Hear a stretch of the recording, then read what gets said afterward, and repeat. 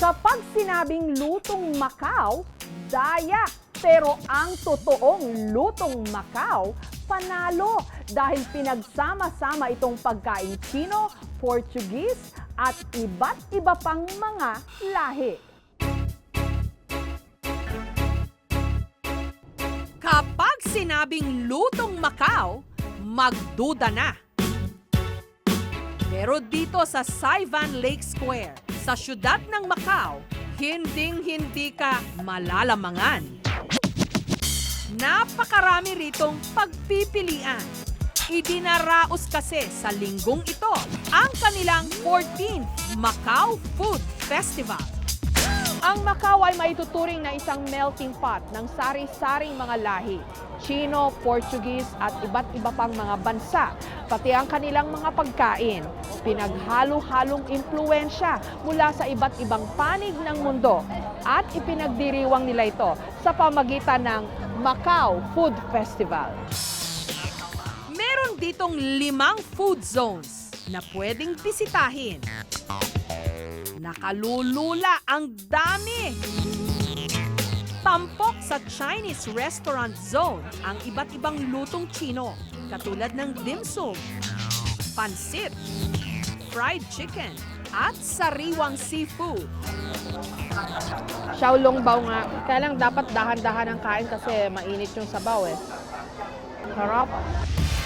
Sa European Delicacies Zone naman, matitikman ang Portuguese food na malaki ang impluensya sa mga pagkaing Macau. Mula taong 1553 hanggang 1999 kasi, colony ng mga Portuguese ang Macau. Mga pagkain naman mula sa ating parte ng mundo ang matitikman sa Asian Delicacies Zone. Thai, Japanese, at Indian. Lulutuin sa iyong mismong harapan. Inside have a chicken and the lamb, and this is a specialty in North India.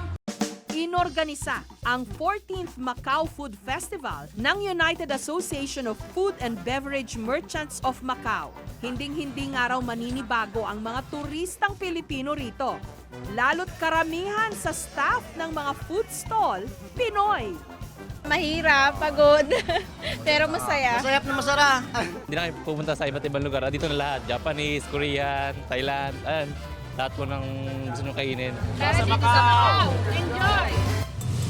Pero hindi lang mga banyagang putahe ang bumibida, pati mga pagkaing Pilipino.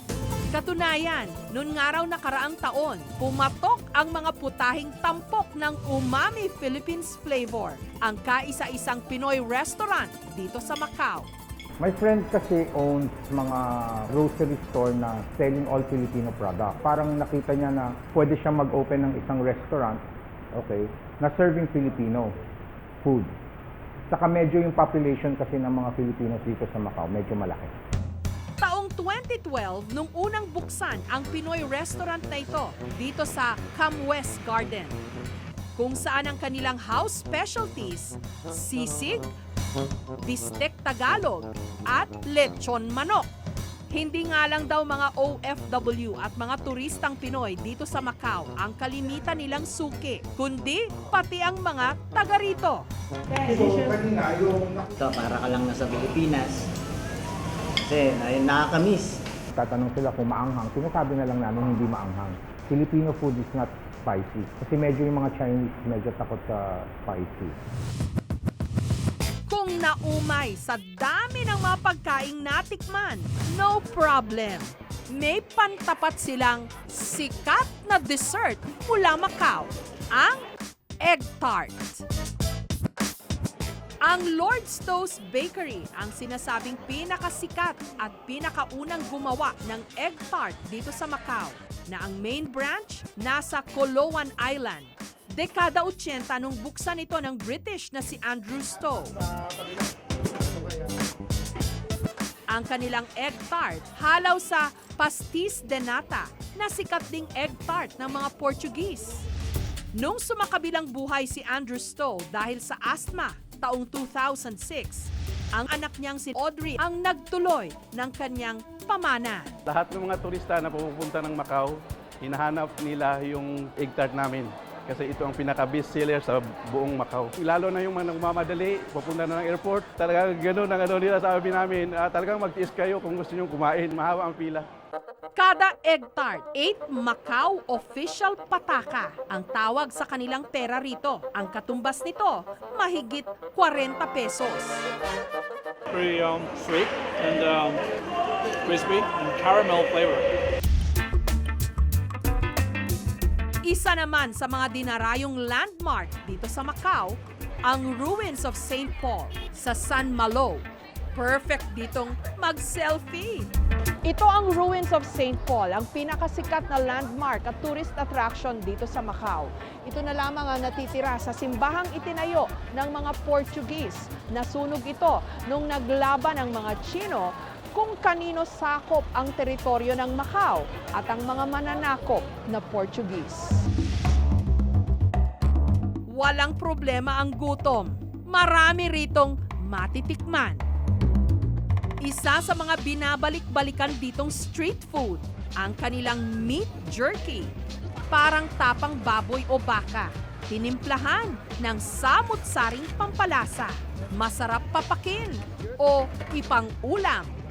Let's talk about pork bestseller. Bukod sa egg tart, hindi ka dapat umalis ng Macau na hindi mo natitikman ang isa pa nilang delicacy rito, ang jerky. At dito ito matitikman sa Pastelaria Koi K, ang pinakamatandang tindahan ng delicacy na ito. 12 taon nang nagtitinda ng meat jerky rito sa tabi ng ruins of St. Paul, ang Pastelaria Koi K. Mula 50 hanggang 150 MOP o Macau Official Pataka. Depende sa klase ng karne. Masarap parang tusino. Matabang siya pero malasa yung pagka-beef niya. Okay, recommended. Para naman sa mga mahilig sa cookies, huwag palalagpasin ang almond cookies. Kada box, 128 MOP o humigit kumulang 700 pesos. Perfect pampasalubong.